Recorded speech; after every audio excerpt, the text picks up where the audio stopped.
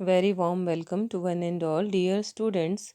जो आज का हमारा लेक्चर रहेगा वो रहेगा डेवलपमेंटल टास्क ऑफ पर्सनालिटी। जैसे हमने अपने पिछले लेक्चर में हॉलपोर्ट थ्योरी के बारे में पढ़ा, तो इट इज़ वेरी सैड कि जब आपको मैंने वीडियोस भेजी तो only 51 students are watching the video and 49 students are absent. So dear students, जब भी आप वीडियो देखें तो आप अपना, मैंने कहा था कि कमेंट सेक्शन में जाके अपनी क्लास तो बीएड फर्स्ट सेमेस्टर ही है आपकी, आपने क्या लिखना है उसमें अपना नेम और रोल नंबर टाइप करना है ताकि मुझे पता चले कि कितने स्टूडेंट्स प्रेजेंट हैं। ओके। तो जो डेवलपमेंटल टास्क ऑफ पर्सनैलिटी को हिंदी में कहा जाता है व्यक्तित्व का विकासात्मक कार्य। तो जो व्यक्तित्व के विकासात्मक कार्य हैं, अगर इस कॉन्सेप्ट की बात करें तो ये हमें दिया था हैविंग रस्ट ने, जिन्होंने डेवलपमेंट थ्योरी दी और उसमें डेवलपमेंटल टास्क इन्होंने डिस्कस किए। तो जो कॉन्सेप्ट है हमारा डेवलपमेंटल टास्क का, वो टर्म डेवलपमेंटल जो टास्क थी was introduced by Robert having rust in 1950s। तो जो R.H. हैविंग रस्ट थे इन 1953 has stated a development task is a task which arise at or about a certain period in the life of the individual, successful achievements of which leads to his happiness and to success with later tasks, while failure leads to unhappiness and difficulty with later tasks। तो इन्होंने जब developmental task की बात की, तो अगर developmental task जो development एक बच्चे का जिस स्टेज में होना चाहिए, अगर वो उस स्टेज में हो जाता है तो वो क्या बच्चा होता है लाइफ में फॉर एवर, वो क्या रहता है, हैप्पी रहता है। बट सम टाइम अगर किसी का किन्हीं कारणों की वजह से अगर उसका डेवलपमेंट नहीं हो पाता है तो कहीं ना कहीं अनहैप्पीनेस और डिफ़िकल्टी उसको लाइफ में देखने को मिलती है। और कहीं भी अगर हमारा विकास अच्छे से नहीं हुआ हो तो हम देखते हैं कि हमारी जो पर्सनैलिटी है उसमें कहीं ना कहीं कमी रह जाती है। अब बात आती है कि हैप्पीनेस की ज़रूरत हमें क्यों पड़ती है। अगर एक पर्सन अपनी लाइफ में हैप्पी है तो वो सोसाइटी के लिए कुछ ना कुछ अपने इस तरह के टास्क करता है जिससे सोसाइटी को क्या होता है, फ़ायदा होता है। तो अगर कैरेक्टरिस्टिक्स ऑफ डेवलपमेंटल टास्क की बात करें तो जो डेवलपमेंटल टास्क होते हैं वो बेस्ड अपॉन होते हैं aspirations and needs of the society. और उसके बाद नेक्स्ट अगर हम बात करें तो सोसाइटी और जो कल्चर है उनके क्या होते हैं, सर्टेन नॉर्म्स होते हैं जिनको हमें फॉलो करना होता है। जो हर एक सोसाइटी है जो इसमें जितने भी मेंबर्स रहते हैं वो नॉर्म को क्या करते हैं, फॉलो करते हैं और किसी भी प्रकार की वहाँ पे प्रॉब्लम नहीं होती है। तो एक पर्सन अपने में ऐसी स्किल डेवलप करता है जिससे उसकी पर्सनालिटी क्या होती है, अच्छी होती है। अब उन्हीं पर्सन की जो अपनी लाइफ में हैप्पी हैं और जिनकी जो डेवलपमेंट है अच्छे से हुई है, वो सोसाइटी के लिए बहुत अच्छे कार्य भी करते हैं और उसके बाद उनमें अनहैप्पीनेस देखने को नहीं मिलती है। तो some task are same for everyone regardless of where he lives as they are about human biology. तो कुछ एक टास्क क्या होते हैं सभी के लिए बराबर होते हैं, लेकिन कुछ एक टास्क क्या होते हैं सभी के लिए डिफरेंट होते हैं। तो अब हम स्टेजेस में जो डेवलपमेंट टास्क होने चाहिए स्टूडेंट्स के, उसके बारे में नेक्स्ट अगर हम इसमें बात करेंगे स्टेजेस के अकॉर्डिंग। तो मेनली ये था कि जो स्टेजेस है हर एक स्टेज में, जैसे एक स्टेज में जो भी डेवलपमेंट बच्चे का होना है अपने पर्सनालिटी डेवलपमेंट के लिए, तो अगर वो हो जाता है तो वो क्या रहता है, पूरी लाइफ अपनी लाइफ में क्या रहता है, हैप्पी रहता है और अपनी पर्सनालिटी को अच्छे से डेवलप करता है। अगर वो कहीं ना कहीं अगर इसमें लैक करता है तो वो क्या होती है, उसमें अनहैप्पीनेस देखने को मिलती है। तो ये बहुत ज़्यादा इम्पॉर्टेंट है। एज ए टीचर आपको एक बच्चे का डेवलपमेंटल जो टास्क हैं उनको रिस्पॉन्सिबिलिटी और कार्य देने चाहिए ताकि वो अच्छे से काम कर सके। तो फर्स्ट अगर हम बात करें इन्फेंसी की, शैशवकाल की, तो व्यक्ति के विकास का ये क्या होता है, प्रथम काल क्या माना जाता है, शैशवकाल माना जाता है, जो जन्म से लेकर लगभग 5 वर्ष तक माना जाता है। इस काल में शिशु को सबसे अधिक प्रेम और सुरक्षा की आवश्यकता पड़ती है, जिनकी प्राप्ति उसे अपने माता पिता से होती है। मेनली उसका जो उसकी जो अटैचमेंट होती है उसकी मदर से होती है। और फर्स्ट टाइम जो उसको संघर्ष का सामना उस समय करना पड़ता है जब उसकी माँ उसको दूध पिलाना क्या कर देती है, बंद कर देती है। इस प्रकार का जो संघर्ष होता है शिशु के जीवन में आता है, और माँ यदि जल्दी ही क्या करे, उसको दूध पिलाना बंद कर दे, तो कहीं ना कहीं जो उसका डेवलपमेंट है वहाँ पे अच्छे से नहीं हो पाता है।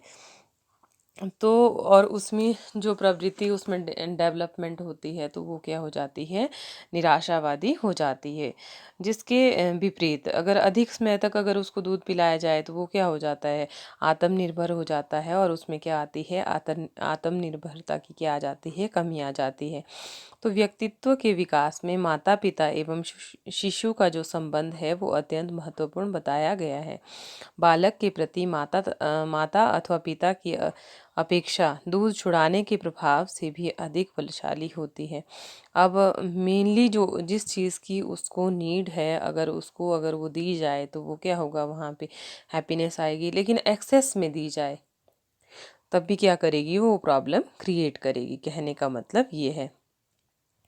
अब उसके बाद जैसे नेक्स्ट अगर हम बात करते हैं तो इस स्लाइड में जैसे बताया है कि लर्निंग क्या होनी चाहिए, उसको वॉक करने की, टॉक करने की, कम्युनिकेशन होना चाहिए उसका दूसरों के साथ। अगर जैसे आपने देखा होगा कि बच्चे अगर कम्युनिकेट नहीं कर पाते हैं दूसरों के साथ तो कहीं ना कहीं वो लैक करते हैं अपनी लाइफ में। उनको दूसरों से क्या लगता है, डर लगता है। तो सॉलिड फूड्स खाने के लिए भी उनको स्टार्टिंग में ही क्या करनी चाहिए, प्रैक्टिस करवानी चाहिए, डेवलप करनी चाहिए। स्टेबल स्लीप और ईटिंग पीरियड्स उनका होना चाहिए, टाइम टू टाइम उनको जो दूध देना है, फ्रूट्स देने हैं, उनको जो भी फूड देना है उसकी क्या होनी चाहिए, एक रूटीन होनी चाहिए। इसके साथ साथ अगर बात करें हम 1 to 3 years तक, तो during this stage increase motor development permits increase physical autonomy.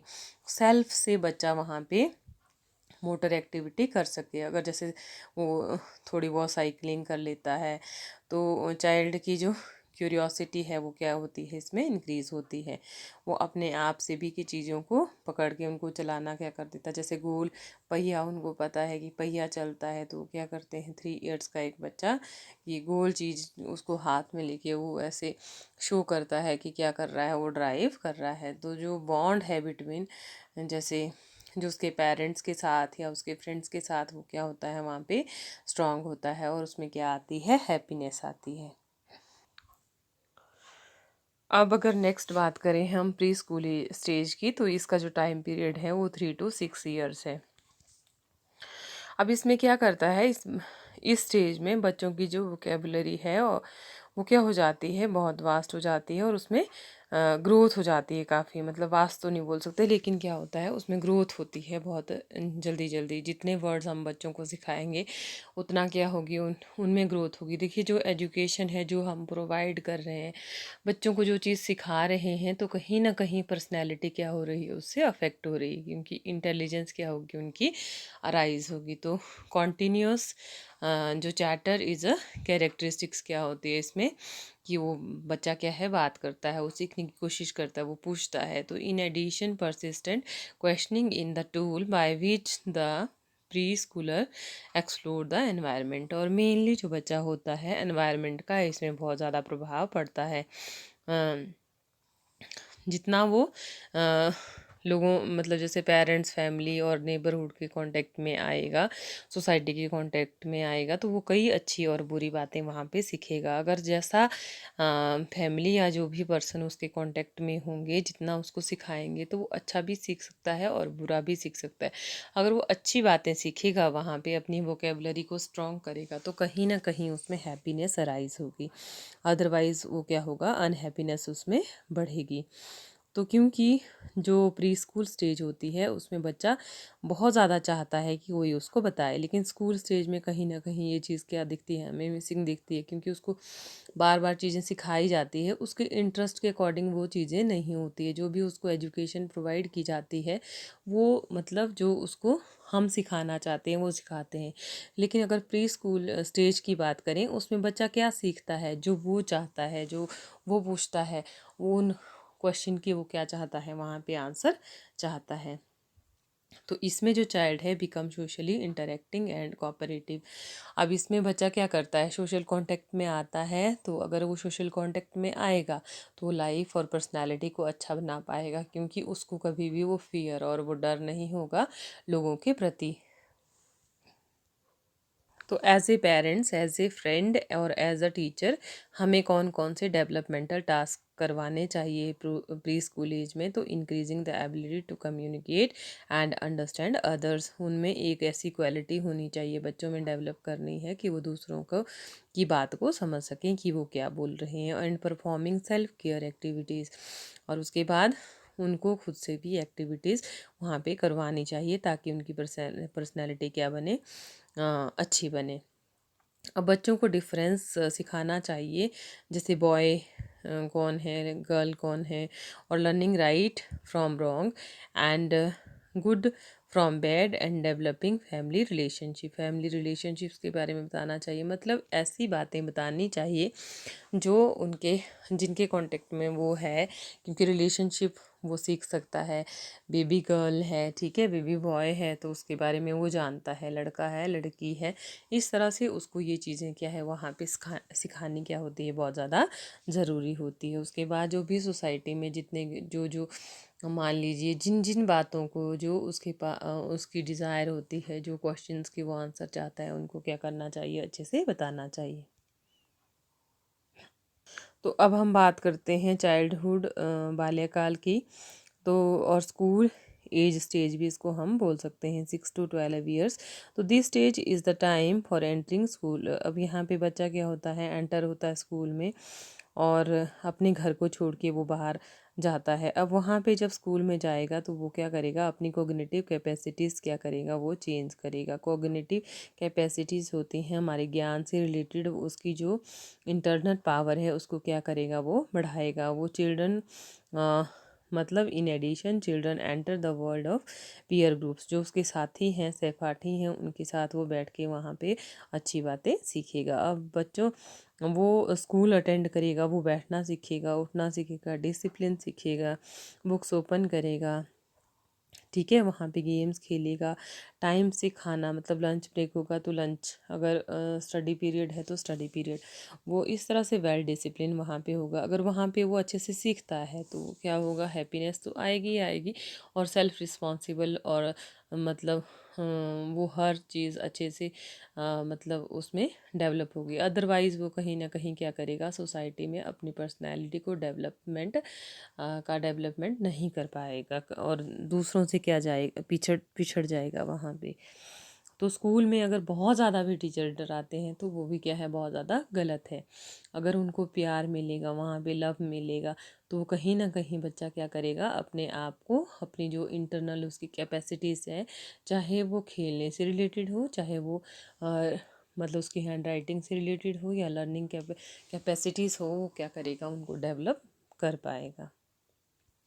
तो अगर मैं आपकी बुक की बात करूं तो आपकी बुक में डेवलपमेंटल टास्क उतनी अच्छी तरह से नहीं दिए हुए हैं। तो इस लेक्चर में मैंने डेवलपमेंटल टास्क हर एक एज के अकॉर्डिंग यहाँ पे आपको स्लाइड बना के दिखाई हुई है। तो आप क्या करें, इसके नोट्स बनाएं और उससे पेपर में सॉल्व करने की कोशिश करें। और एग्जामिनेशन पॉइंट ऑफ व्यू ये वाला क्वेश्चन क्या है, बहुत ज़्यादा इंपॉर्टेंट है। तो अब हम बात करते हैं developmental task of school age की। तो developing the social and physical skill. अब बच्चे को क्या करना चाहिए, स्कूल में जाके उसकी सोशल स्किल्स भी डेवलप होनी चाहिए और फिजिकल स्किल्स भी डेवलप होनी चाहिए। कहीं ना कहीं अगर हम देखें कि बच्चा अगर गेम्स में पार्टिसिपेट नहीं करता है तो वो दूसरों से क्या है, वहाँ पे वो कॉपरेशन, वो अपनी जो स्किल है वो डेवलपमेंट नहीं कर पाता, और कहीं ना कहीं उसकी पर्सनैलिटी जो एस्टेब्लिशमेंट अच्छी होनी चाहिए वो कहीं ना कहीं पिछड़ जाता है दूसरे बच्चों से। तो learning to get along with others, दूसरों के साथ ही वो चीज़ों को सीखे। Learning behavioural attitudes appropriate to one's own sex. तो जो उसका बिहेवियर है, जो उसने अपने व्यवहार में जो बदलाव लाना है या सीखना है, तो वो क्या होना चाहिए, उसके ऑन जो वो है, चाहे वो लड़का है चाहे लड़की है, उसके अकॉर्डिंग वो क्या ना होना चाहिए, अप्रोप्रिएट होना चाहिए। उसको रीडिंग राइटिंग एरिथमेटिक स्किल्स को क्या करना चाहिए, वहाँ पे डेवलप करना चाहिए, जिससे उसकी पर्सनैलिटी क्या बने, अच्छी बने, और वो कॉन्शियस और मॉरल वैल्यूज़ भी वहाँ पे सीखे और गुड फीलिंग उसमें आएगी, और एटीट्यूड अबाउट वन सेल्फ क्या होगा, उसमें डेवलप होगा। अब अगर हम बात करें एडोलसेंस एज की, तो एडोलसेंस एज को हिंदी में कहा जाता है किशोरावस्था, और 12 टू 20 ईयर्स, 3 ईयर्स की हम क्या करते हैं, इसमें बात करते हैं। तो ये ट्रांजिशनल स्टेज होती है between childhood and adult life. इसके बाद बच्चा कहाँ चला जाता है, डायरेक्टली एडल्ट में चला जाता है, और अपनी रिस्पॉन्सिबिलिटी को क्या करता है, वहाँ पे निभाता है। It is characterised by rapid physical growth and psychological mental and social maturity. इसमें बच्चे में क्या होता है, हर एक जो उसमें बॉडी से रिलेटेड चेंजेस की बात करें या उसके इमोशन से रिलेटेड चेंजेस की बात करें, तो वो क्या होते हैं, बहुत फास्ट होते हैं, और इसमें वो डेवलप कर जाता है। ठीक है, बहुत ज़्यादा विकास इसमें बच्चे का होता है। तो इस स्टेज में जो लड़के और लड़कियां हैं, उनमें जो सोशल उनका बिहेवियर होता है, उसमें भी क्या है, मैच्योरिटी देखी जा सकती है। तो इसमें बच्चों में इस तरह की जैसे हम देखते हैं कि जैसे लड़कों की अपेक्षा जो लड़कियां होती हैं, वो जल्दी मैच्योर हो जाती हैं। ठीक है, और उनमें जो क्वालिटीज़ हैं, हम देखते हैं कि वो चीज़ों को समझती हैं, और बहुत ज़्यादा जैसे मतलब कोई भी घर में प्रॉब्लम्स हो या फिर और तरह की, जैसे किसी भी बात को समझने के लिए वो क्या होती हैं, ज़्यादा मैच्योर पाई जाती हैं, ऐसा स्टडीज़ कहती हैं। तो जो स्टूडेंट्स होते हैं इसमें, तो person is able to deal with the manage realities of life and able to bear responsibility his और हर एक्शन। अब यहाँ पे एक बच्चा रिस्पॉन्सिबल होता है, और जो भी रिस्पॉन्सिबिलिटी उसको दी जाती है, उनको वो अच्छे से निभाता है। अगर हम यहाँ पे रोटेशन में सभी बच्चों को इक्वल ना मान के किसी एक को ही स्पेशली हम रिस्पॉन्सिबिलिटी और टास्क दें, तो वो एक फील्ड में तो अच्छा बन जाता है, लेकिन दूसरी फील्ड में कहीं ना कहीं लैग कर जाता है। तो हमें सभी बच्चों का यहाँ पे प्रॉपर ध्यान देना चाहिए, और उनका, और इस स्टेज में अगर बच्चा इमोशनली डेवलपमेंट नहीं हो पाया उसका, तो वो पूरी लाइफ बहुत ज़्यादा सफ़र करता है।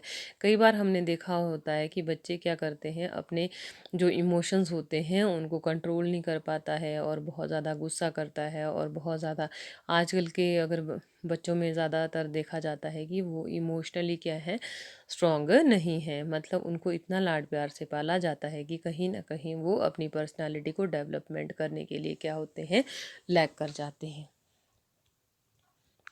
अगर इस स्टेज के अकॉर्डिंग हम डेवलपमेंटल टास्क की बात करें, तो हम बच्चों को क्या करना चाहिए, जो उसकी बॉडी में चेंजेस या उसकी अपीयरेंस से रिलेटेड उनमें थोड़ा सा प्रॉब्लम नहीं होना चाहिए। जो बच्चे काले हैं देखने में या सांवले हैं देखने में, उनमें मतलब ऐसा नहीं लगना चाहिए उनको कि मैं दूसरों से क्या हूँ, दूसरे मुझसे सुपीरियर हैं, और मैं मतलब वो अपने आप को इस तरह से ना समझे, हीन भावना उनमें ना आए। तो एक्सेप्टिंग जो भी चेंज उसकी बॉडी में हो रहे हैं, उनको वो बच्चा क्या करे, एक्सेप्ट करे। तो बच्चों में अगर टीचर की भी यहाँ पे बहुत ज़्यादा रिस्पॉन्सिबिलिटी रह जाती है बच्चों को रिस्पॉन्सिबिलिटी और टास्क देने के लिए, और उससे रिलेटेड कि वो ऐसे पर्सन्स के उदाहरण उनको दे कि जिनकी जो देखने में अच्छे नहीं थे, उनकी आइज़ भी नहीं थी, हैंड भी नहीं थे, लेकिन उसके बावजूद भी उन्होंने बहुत अच्छे काम किए, ताकि उनमें जो उनकी अपीयरेंस है उससे रिलेटेड कोई भी वहाँ पे उनको परेशानी ना हो। तो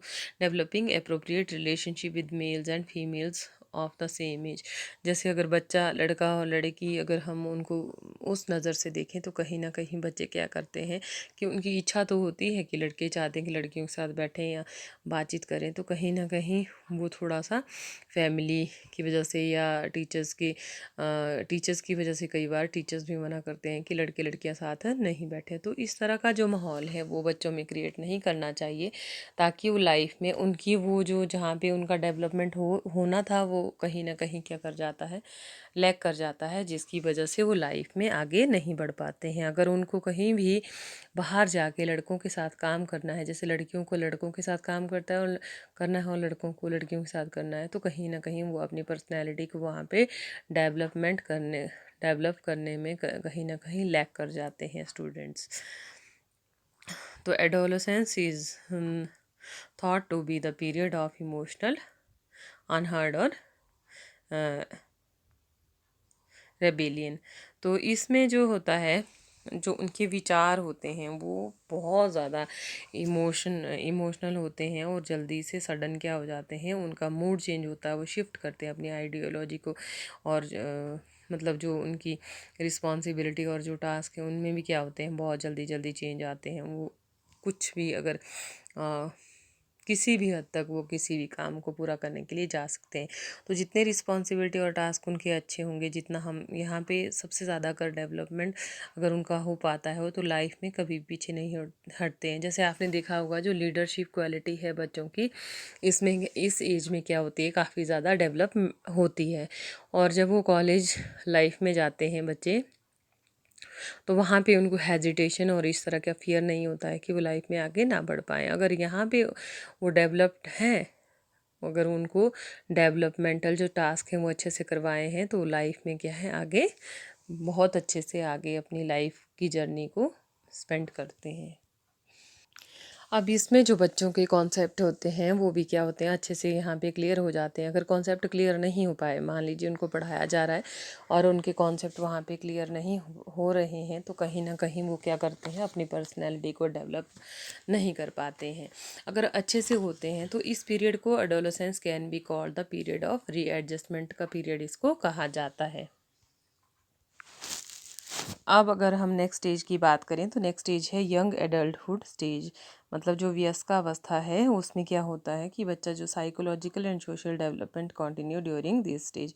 अगर जो पीछे वाली इन्फेंसी चाइल्डहुड, अगर उसकी एडोलेसेंस एज में डेवलपमेंटल टास्क उसने सीखे हैं, तो वो क्या करता है, यहाँ पे उनको अप्लाई करता है। और जो मैरिटल रिलेशनशिप में वो अपनी लाइफ को बहुत अच्छे से स्पेंड करता है।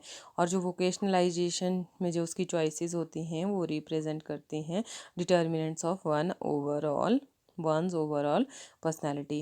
अगर उसकी पर्सनैलिटी उसने अच्छे से अपनी पीछे वाली स्टेजेस में डेवलपमेंटल टास्क उसको अच्छे से करने को मिले हैं, तो वो लाइफ में क्या करता है, यहाँ पे बहुत जल्दी अराइज करता है और अपनी पर्सनैलिटी को डेवलप कर पाता है।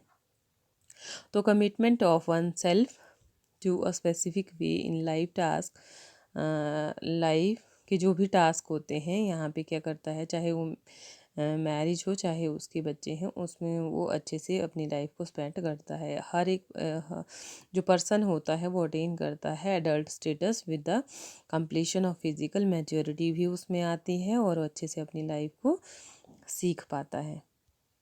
अब यहाँ पे भी हम बात कर रहे हैं डेवलपमेंटल टास्क की, कि यंग एडल्टहुड में भी क्या होने चाहिए, डेवलपमेंटल टास्क किसी पर्सन के पास होने चाहिए। तो 20+ की अगर हम बात कर रहे हैं अप टू 40 तक, तो चूजिंग एजुकेशन, अच्छी एजुकेशन वो चूज़ करे, ऑक्यूपेशन अपना अच्छे से चूज़ करे, मैरिज पार्टनर वो अच्छे से चूज़ करे, और learning to live with the spouse of wife. ठीक है, वो उनके साथ अच्छे से अपनी लाइफ को जिए and develop happy satisfactory marital life हो क्या करे। अब ऑक्यूपेशन अच्छा होगा, उसकी इनकमिंग अच्छी होगी, तो उसकी जो लाइफ होगी वो भी क्या होगी, वहाँ पे अच्छी होगी। अब नेक्स्ट हम बात करते हैं मिडल एडल्टहुड स्टेज की। तो इसमें क्या होता है, 40 to 65 ईयर्स की इसमें बात करते हैं। तो this stage of development is more stable and comfortable, although some people develop a mid life crisis. कई बार क्या होता है कि जिन पर्सन की पर्सनैलिटी अच्छी नहीं बन पाती है लाइफ में, वो ऑक्यूपेशंस या एजुकेशन अपनी अच्छे से नहीं कंप्लीशन कर पाते हैं, या मैरिटल रिलेशनशिप में कहीं ना कहीं वो लैग करते हैं, तो यहाँ पे क्या होती है, मिड लाइफ क्राइसिस देखे जाते हैं। तो ये एक ऐसी टर्म है जो डिस्क्राइब करती है feelings of distress that affect some people when they realise that they are no longer young.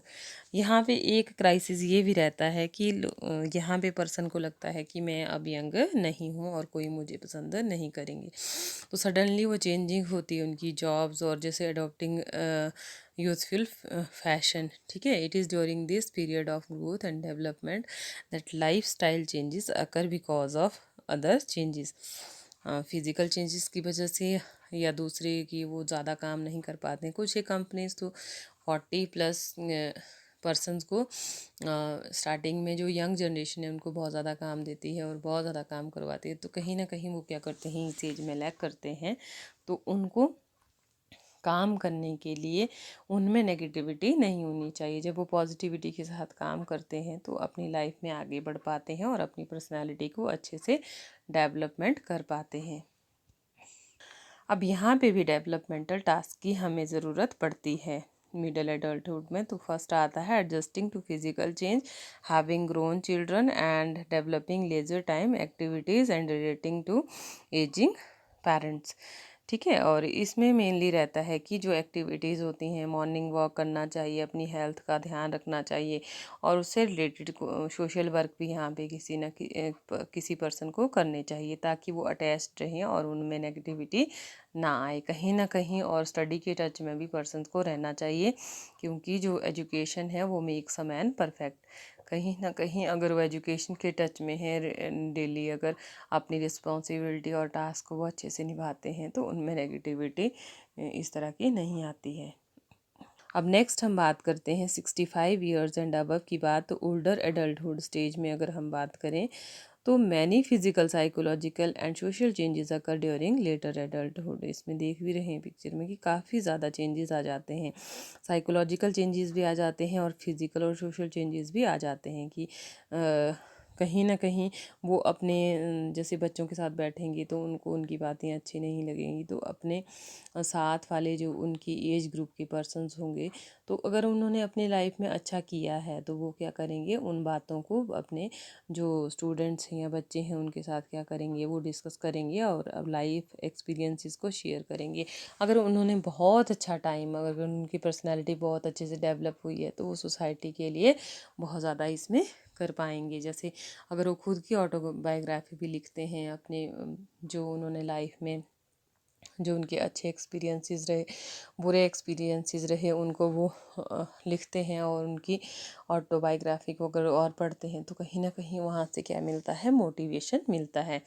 लेकिन अगर वो डांट के ही समझाना चाहें तो कहीं ना कहीं क्या करते हैं, वो लोग उनसे चिढ़ते हैं और उनके पास बैठना पसंद नहीं करते हैं। तो old age can be a time when a person can enjoy his और हर टाइम विद हिज और हर जो ग्रैंड चिल्ड्रन है उनके साथ टाइम स्पेंड करते हैं और इंक्रीज करते हैं wisdom although many other things are loss such as health, friends, family and independence. कहीं जो चीज़ें उन्होंने मतलब जो लाइफ में उन्होंने किया, जो फ्रेंड सर्कल था उससे कि भी क्या हो जाते हैं, दूर हो जाते हैं। और आजकल तो वैसे इंटरनेट है, उसके उससे हम क्या रहते हैं, अपना जो रिलेशनशिप्स हैं या जो हमारे फ्रेंड सर्कल हैं उनके टच में हम रह पाते हैं और अपने टाइम को अच्छे से स्पेंड करते हैं। अगर इस स्टेज में हम डेवलपमेंटल टास्क की बात करें तो जो इसमें टास्क हो वो तो ओल्डर एडल्ट एज आर, तो वो क्या है इसमें, adjusting to decreasing physical strength and loss of health.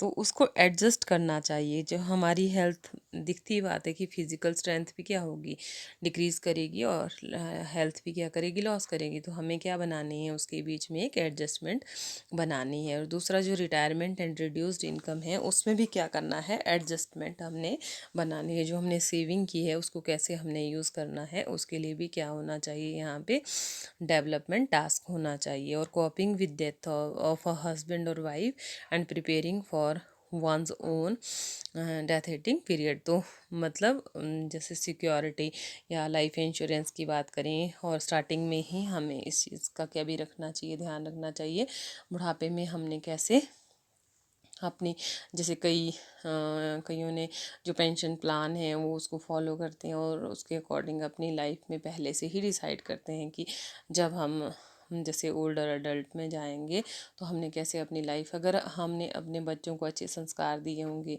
या जैसे आप भी देखते हैं अपने पेरेंट्स को कि वो ग्रैंड पेरेंट्स की केयर करते हैं, तो आपको भी कहीं ना कहीं उनसे सीखने को मिलता है। अगर वो अपने ग्रैंड पेरेंट्स की या अपने पेरेंट्स की केयर नहीं करते हैं तो आने वाले टाइम में कहीं ना कहीं वो भी इस चीज़ से क्या करेंगे, सफ़र करेंगे। तो डेवलपमेंटल टास्क में हमें अपने अपने साथ साथ जो हमारे रिलेशनशिप्स में लोग हैं उनकी पर्सनैलिटी को देख के अपने आप में क्या लाने चाहिए, चेंजेस लाने चाहिए, लेकिन उसी को ही देख के जो अच्छी पर्सनैलिटी हो। ऐसा नहीं कि बुरों को देख के हम भी बुरे बन जाएं, लेकिन बुरों को देख के बुरे ना बने, लेकिन उनसे सीखें कि बुरा बन के उन्होंने लाइफ में कितना क्या खोया।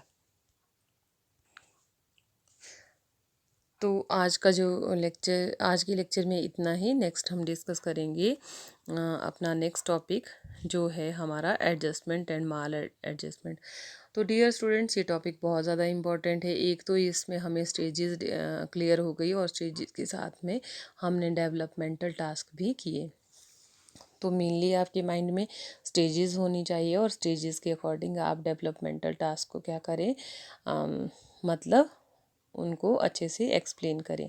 तो अगर ये 16 मार्क्स के लिए भी क्वेश्चन आता है तो आपके पास एक स्ट्रैटेजी होनी चाहिए कि कैसे आपने क्वेश्चन को सॉल्व करना है। तो स्टार्टिंग में आपने स्टेजेस बता दी और उसके अकॉर्डिंग उनके डेवलपमेंटल टास्क क्या किए, मतलब पॉइंट वाइज आपने उनको एक्सप्लेन किया, तो आपको अच्छे से अच्छे मार्क्स इसमें मिलेंगे।